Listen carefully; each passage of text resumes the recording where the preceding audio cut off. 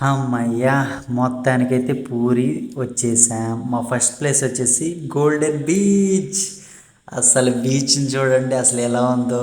అసలు ఆ feel good అసలు మామూలుగా లేదు. ఆ వేవ్స్ చూడండి ఎంత వస్తున్నాయో. చాలా చాలా బాగుంది. బీచ్‌లో కూర్చోమంటే తెల్లారిలో కూర్చోడానికన్నా నేను రెడీ. ఇక్కడ స్నానం చేసేసి మా నెక్స్ట్ ప్లాన్ వచ్చేసి ఇస్కాన్ టెంపుల్. ఆ బీచ్ పక్కనే ఉంటుంది. జస్ట్ ఇప్పుడే వచ్చాం టెంపుల్కి. అండ్ దేవుడి పేరు వచ్చేసి శ్రీ శ్రీ రాధా గిరిధరి అండ్ శ్రీమాన్ మహాప్రభు. ఆ, చాలా బాగుంది ఆ పూజ అయితే. అండ్ ఇంకోటి వచ్చేసి చాలామంది వస్తున్నారు, ఫారినర్స్ ఇంకా చాలామంది. అండ్ మెయిన్ జగన్నాథుడి టెంపుల్కి వచ్చాం జస్ట్ ఇప్పుడే. అసలు చూడండి రథాలు మెయిన్ కూడా వస్తుంది చూడండి. అది వచ్చేసింది. అసలు మైండ్ పోతుందో చూస్తుంటే. ఫస్ట్ టైం కదా, చాలా చాలా చాలా బాగుంది. నా ఎక్స్పీరియన్స్ అయితే మాటల్లో చెప్పలేను, అంతలా ఉంది. పిచ్చ హై అసలు. నేనైతే ఫస్ట్ టైం వచ్చాను. అసలు చూడండి అసలు ఎంత బాగుందంటే, ఈ రథాలు వచ్చేసి 3 ఉంటాయి అన్నమాట. జగన్నాథుని యొక్క రథం పేరు వచ్చేసి నంది ఘోష. కలర్ వచ్చేసి రెడ్ అండ్ ఎల్లో. సుభద్ర మహారాణి యొక్క రథం దర్పదలన్. కలర్ వచ్చేసి రెడ్ అండ్ బ్లాక్. అండ్ బాలభద్రుడి యొక్క రథం తలధ్వజ. కలర్ వచ్చేసి రెడ్ అండ్ గ్రీన్. మా డాడీ చూసారు, ఒక మంచి స్మైల్ ఇచ్చారు, అదిరిపాలా. జగన్నాథ్ టెంపుల్ గోపురం పైనున్న ఫ్లాగ్ విండ్ ఏ సైడ్ వేస్తుందో ఆపోజిట్ సైడ్ ఎగురుతుంది. అది నిజమే, నేను గమనించాను. టెంపుల్కి ఎటువంటి షాడో రాదంట.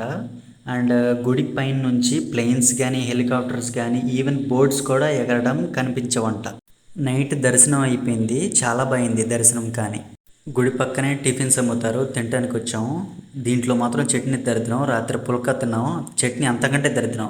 ఇదే మా టూరిస్ట్ బస్సెస్ ఏసీ ఉంటే నాన్ ఏసీ ఉంటే. వీళ్ళు మెయిన్ ఇంపార్టెంట్ టెంపుల్స్కి తీసుకెళ్తారు, like historical temples, famous temples and zoo parks etcetera. Price వచ్చేసరికి మనిషికి 350. మనం బేరం చేసుకొని మాట్లాడుకోవాలి. మాకైతే 250 తీసుకున్నాడు. 250 మా డాడీకి, నేను కదా 500 ప్లస్ అన్ని టెంపుల్స్కి టికెట్స్ తీసుకుంటారనమాట. అక్కడే 360 మా ఇద్దరికి, టోటల్ 860 అయింది. అండ్ ఇది వచ్చేసి చంద్రబాగ్ బీచ్ అనమాట. చూడండి ఎంత బాగుందో, చాలా బాగుంది కదా. అండ్ ఫస్ట్ ప్లేస్ ఎక్కడికి తీసుకొచ్చాడు మాకు, చూడండి ఎంత బాగుందో బీచ్. అసలు బీచ్ అంటే నాకు ఎంత ఇష్టం ఉంటుందో తెలుసా. నెక్స్ట్ ప్లేస్ వచ్చేసి, అండ్ ఇప్పుడు మనం వెళ్ళబోయే టెంపుల్ వచ్చేసి కోనార్క్ సన్ టెంపుల్. ఇది ఒడిశాలో ఉన్న సూర్య భగవానుడి టెంపుల్ అనమాట. చూసారా ఆ వేలో ఎన్ని షాప్స్ ఉన్నాయో. ఈ ఇద్దరి నుంచి ఆ టెంపుల్ వరకు మొత్తం షాప్సే. అసలు ఈ ఐటమ్స్ను చూస్తుంటే లోపలికి వెళ్ళి ఏదో ఒక షాపింగ్ చేసుకుని వచ్చేయాలన్నంత బాగున్నాయి. అసలు చూడండి, అసలు ఆ డిజైన్స్ చూడండి, చాలా చాలా చాలా బాగున్నాయి. ఇవి బీచ్లో అమ్ముతారు చూసావా, అలాంటివి. పైగా టెంపుల్స్కి సంబంధించినవి అండ్ డిఫరెంట్ డిఫరెంట్ ఐటమ్స్ చాలా బాగున్నాయి. ఇంకా ఎక్కువ లేడీస్ సంబంధించినవి ఉన్నాయి. ఇంకా చాలా చాలా ఉంటాయి. ఇంకోటి వచ్చేసి మా టూర్ గైడ్ వచ్చేసి ఒక మాట అన్నాడు అనమాట. మీరు తొందరగా రాకపోతే లగేజ్ ఉంటుంది, బస్సు ఉంటుంది, కానీ మేము ఉండవు అని చెప్పేసి అన్నాడు. నవ్వు వచ్చింది. ఇది టైంకి వెళ్ళకపోతే బస్సు వెళ్ళిపోద్ది అనమాట.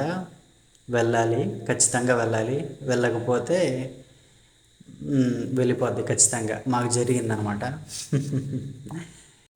మనమైతే దగ్గరకు వచ్చేసాము. ఇంకోటి వచ్చేసి టెంపుల్ మొత్తం చూసేశాక లాస్ట్లో నవగ్రహ అనే టెంపుల్ ఉంటుంది.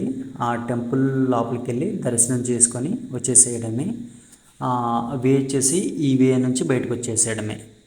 ఇదే అనమాట సన్ టెంపుల్, సూర్య భగవానుడి టెంపుల్. యాక్చువల్లీ మెయిన్ టెంపుల్లో ఒక విగ్రహం ఉంటుంది. పోర్చుగీస్ రాజులు ఎత్తుకెళ్ళిపోయారు. యాక్చువల్లీ సూర్యుడు ఉదయించినప్పుడు సూర్యకిరణాలు స్ట్రైట్గా ఆ విగ్రహం తలపై ఉన్న వజ్రం పైన పడి ఆ రూమ్ మొత్తం వెలుగు విదజిమ్మేది. ఆ గుడిపై 52 టన్నుల మ్యాగ్నెట్ ఉంచారు. ఆ మ్యాగ్నెట్ పవర్తో ఆ విగ్రహం పైన కింద తేలియాడేది. అండ్ మన దేశాన్ని ఆక్యుపై చేసిన ఇస్లామిక్ రాజులు చాలాసార్లు డిస్ట్రాయ్ చేద్దామని చూశారు మన ఈ టెంపుల్ని. కుదరకపోయేసరికి ఆ పైన ఉన్న మ్యాగ్నెట్ని లోపల ఉన్న విగ్రహాన్ని ఎత్తుకుపోయారనమాట. ఇదే స్టోరీ. ఇంకోటి వచ్చేసి అండ్ ఈ టెంపుల్ చూడటానికి మొత్తం 24 చక్రాలు 7 గుర్రాలు లాగుతున్నట్టు ఉంటుంది. అండ్ నేను ఇందాక చెప్పాను కదా, ఆ టెంపుల్ మధ్యలో ఒక చిన్న ప్లేస్ ఉంది కదా, ఆ ప్లేస్లోనే ఆ మ్యాగ్నెట్ పవర్ వల్ల ఆ విగ్రహం కింద స్టే అవ్వకుండా పైన కింద అలా వేలాడేదన్నమాట. చూసారా ఈ స్ట్రక్చర్ ఎలా ఉందో, మామూలుగా లేదు కదా. ఇంకోటి వచ్చేసి ఇక్కడ ఇక్కడ కనిపిస్తున్న చక్రాలు ఉన్నాయి కదా, అవి 24 ఉంటాయి అన్నమాట. మన ఒక రోజులో మనకి 24 గంటలు కదా, ఆ ఒక్కొక్క గంట ఒక్కొక్క చక్రానికి ఈక్వల్ అనమాట. అక్కడ కనిపిస్తుంది కదా, అతనే సూర్య భగవానుడు అనమాట. చూడండి, విజువల్స్ చూడండి ఒకసారి.